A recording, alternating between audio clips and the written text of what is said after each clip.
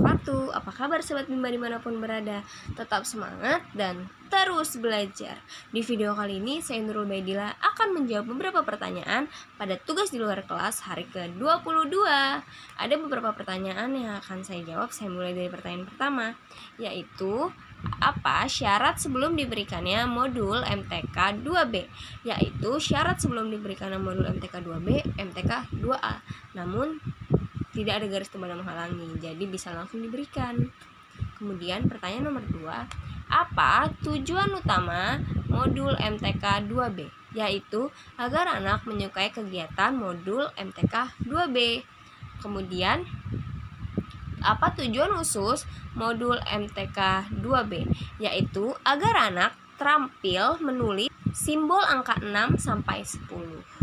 Lalu kemudian pertanyaan nomor 3, bagaimana cara mengevaluasi tujuan utama modul MTK 2B?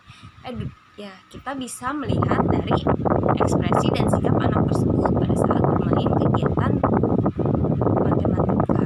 Nah, apabila muka anak ini tidak semangat, lesu, tidak bahagia, tidak tertarik dengan apa yang kita sedang belajar, kita bisa lihat bahwa anak ini tidak merasa bahagia. Kita harus mengevaluasi gimana ya titik kesalahan saya, kenapa ya anak ini kok bisa tidak suka sama bermain MTK 2B ini, saya salah di mana, apakah saya salah saat menyampaikan materi, atau saya salah membuat suatu kondisi yang belajar yang menyenangkan. Saya bisa mengevaluasi tersebut.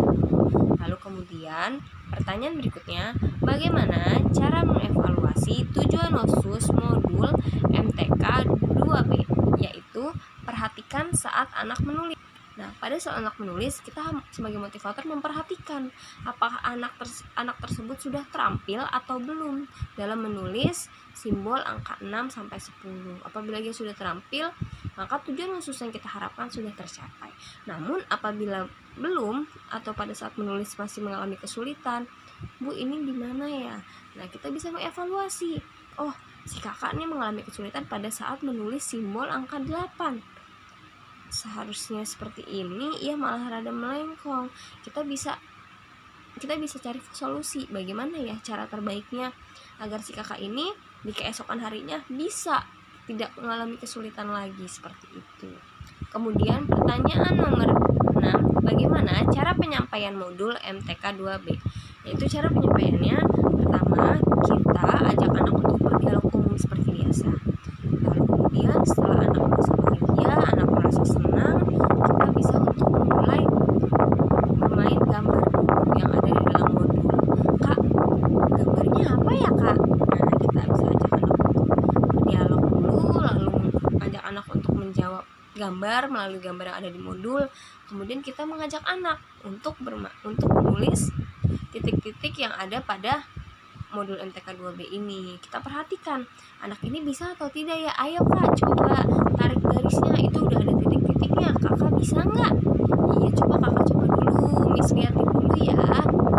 Kita lihat anak ini terampil atau tidak pada saat menarik titik-titik yang ada di dalam modul tersebut. Nah, seperti itu.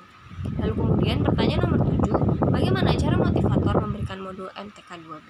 Yaitu dengan cara apabila murid tersebut sudah menyelesaikan modul MTK 2A, kita bisa memberikannya. Apabila kita anggap anak ini sudah terampil dalam menulis simbol 1 sampai 5, kita bisa lanjut memberikan modul yang MTK 2B, yaitu terampil menulis simbol 6 sampai 10. Kemudian bab yang B, pertanyaan mengenai modul M3A. Pertanyaan pertama, apa syarat sebelum diberikannya modul MTK 3A? Yaitu modul MTK 1B, namun tidak ada syarat tertentu karena tidak ada garis tebal yang menghalangi. Jadi setelah diberikan modul MTK 1B, motivator bisa langsung memberikan modul MTK 3A kepada anak. Kemudian, apa tujuan utama dari modul MTK 3A? Yaitu agar anak menyukai kegiatan bermain modul MTK 3A. Kemudian, apa tujuan khusus modul MTK 3A? Yaitu tujuan khususnya mengerti konsep dari penjumlahan tanpa penyimpanan. Maksudnya di sini, jadi anak ini mengerti konsep dari jumlah-jumlahan. 1 ditambah 1 berapa kak? 1 ditambah 1, oh 2 bu. Nah, tanpa ada penyimpanan. Kemudian bagaimana cara mengevaluasi tujuan utama modul MTK 3A?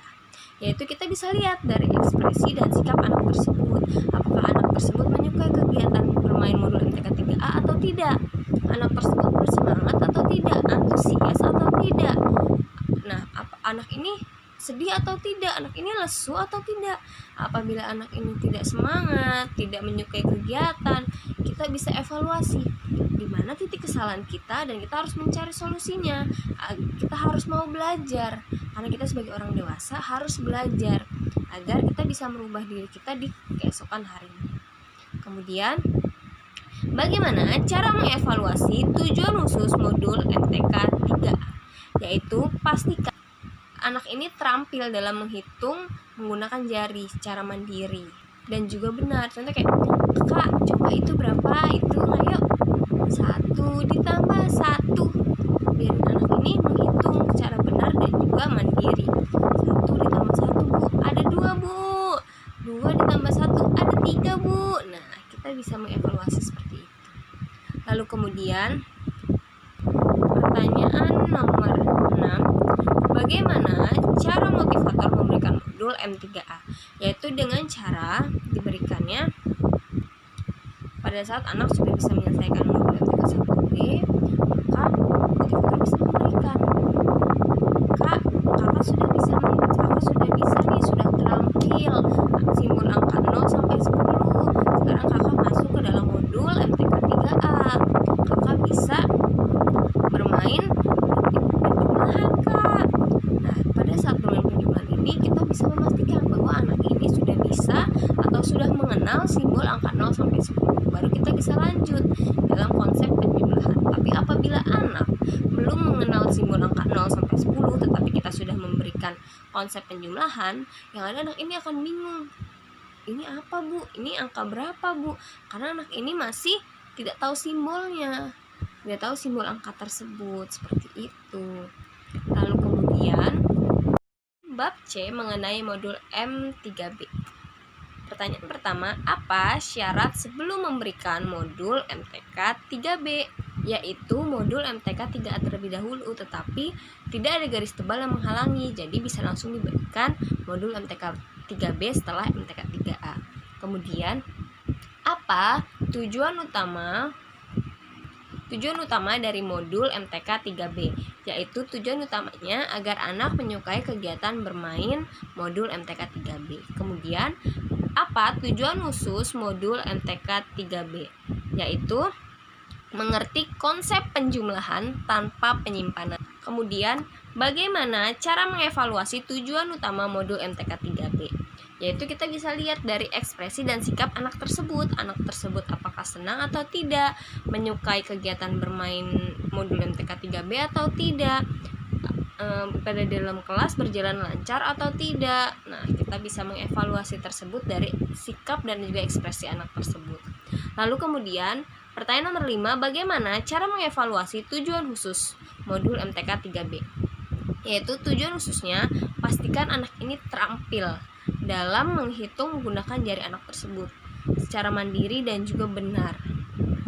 Apabila anak tersebut sudah bisa, kakak ayo 3 ditambah 2. Apabila anak tersebut sudah bisa menjawab dengan mandiri dan juga benar, maka bisa dipastikan tujuan khususnya sudah tercapai. Kemudian pertanyaan terakhir nomor 6, bagaimana cara motivator memberikan modul MTK 3B? Yaitu dengan cara apabila anak tersebut sudah menyelesaikan modul MTK 3A, baru bisa diberikan modul MTK 3B.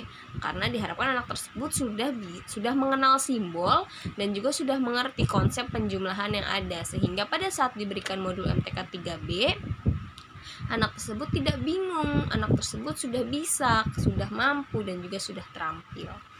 Mungkin hanya itu saja yang bisa saya jawab.